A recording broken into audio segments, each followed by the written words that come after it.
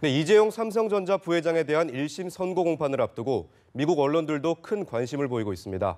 외신들은 이 부회장이 향후 삼성전자 경영에 복귀할 가능성과 삼성그룹에 미칠 영향 등을 놓고 다양한 관측들을 내놓고 있다고 하는데요. 네, 워싱턴 현지 연결해 보겠습니다. 윤석희 특파원. 네, 워싱턴 DC입니다. 네, 미국 언론들 역시 이재용 부회장의 경영 복귀 여부가 일단 최대 관심사일 것 같은데요. 어떤 분석들을 내놓고 있습니까? 네, 먼저 뉴욕타임스는 현지 시간으로 24일 이재용 부회장은 막후 조정자였나 순진무구한 경영자였나라는 제목의 서울발 기사에서 재판부가 어느 쪽 이야기를 믿느냐에 따라 이재용 부회장의 운명이 갈릴 것이라고 보도했습니다. 그러면서 이 부회장이 치밀하게 계산된 논리를 펼친 것인지 아니면 정말 삼성그룹에 대해 아는 것이 없었는지를 판단하는 것이 재판부의 과제라고도 보도했습니다. 블룸버그는 이 부회장이 그동안 법정 진술은 범죄 혐의를 벗는 데는 도움이 될 수 있겠지만 경영자로서의 명성은 타격이 불가피할 것이라고 분석했습니다. 네, 미국 애플과 경쟁하고 있는 삼성전자의 향후 경영에 미칠 영향에 대한 전망 기사도 나오고 있다고 하죠. 네, CNN 방송은 이번 재판이 세기의 재판으로 회자되고 있다며 비중 있게 보도하고 있는데요. CNN은 1심 결과가 어떻게 나오든 삼성전자의 비즈니스에 대한 전망은 훼손하지 않을 것이라고 전망했습니다. 이 부회장의 구속 상태에서도 경쟁업체인 애플보다 더 좋은 실적을 내고 주가도 최고치를 기록하고 있다는 건데요. 블룸버그는 삼성 총수 일가에 대한 사건이 이번이 처음이 아닌데다 삼성전자 등 주요 계열사의 전문 경영인의 역할도 충분히 강화될 수 있어 삼성그룹 사업과는 아무 관련이 없을 수도 있다는 전망을 내놓았습니다.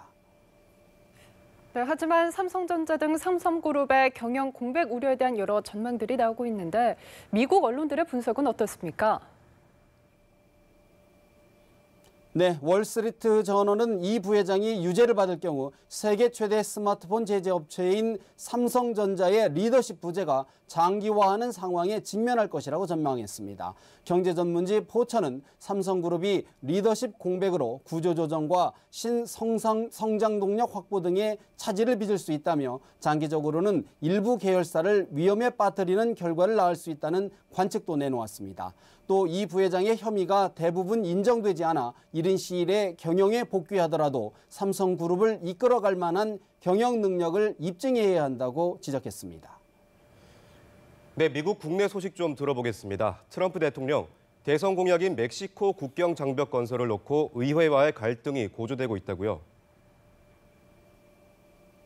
네, 도널드 트럼프 대통령이 멕시코 국경 장벽 건설을 위해서라면 연방 정부의 폐쇄도 불사하겠다는 강경 발언으로 의회와의 갈등이 고조되고 있습니다. 트럼프 대통령은 현지 시간으로 지난 22일 애리조나주 피닉스에서 열린 정치 집회에서 멕시코 국경 장벽 건설이 의회의 반대로 이행되지 않아 미국의 안전이 위기에 처했다며 장벽 건설을 위해서라면 연방 정부의 셧다운, 즉 업무 정지도 할 수 있다고 말했습니다. 미 의회에서 다음 달 31일까지 관련 예산이 통과되지 않으면 미 정부는 10월 1일부터 업무가 부분적으로 마비되는데요. 이런 상황까지 감수할 수 있다는 의미입니다. 논란이 확산하자 미 공화당 핵심 인사들이 진화에 나서는 분위기인데요. 공화당 1인자인 폴 라이언 하원 의장은 불법 이민자 유입을 막기 위해 국경이 필요하지만 국경 보안과 정부 폐쇄가 둘 중에 하나를 선택할 문제는 아니라며 협상의 여지를 남겼습니다. 하지만 트럼프 대통령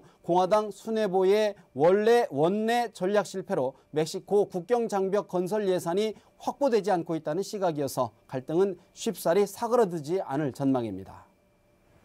네, 또 트럼프 대통령이 시도 때도 없는 이른바 폭풍 트윗을 올리고 있는데 앞으로 줄어들 수도 있다. 이건 도대체 무슨 이야기인가요? 네, 극우 성향의 스티브 배넌을 백악관에서 몰아낸 존 켈리 비서실장. 이번에는 트럼프 대통령에게 전달되는 각종 정보를 사전에 점검하겠다고 밝혔습니다.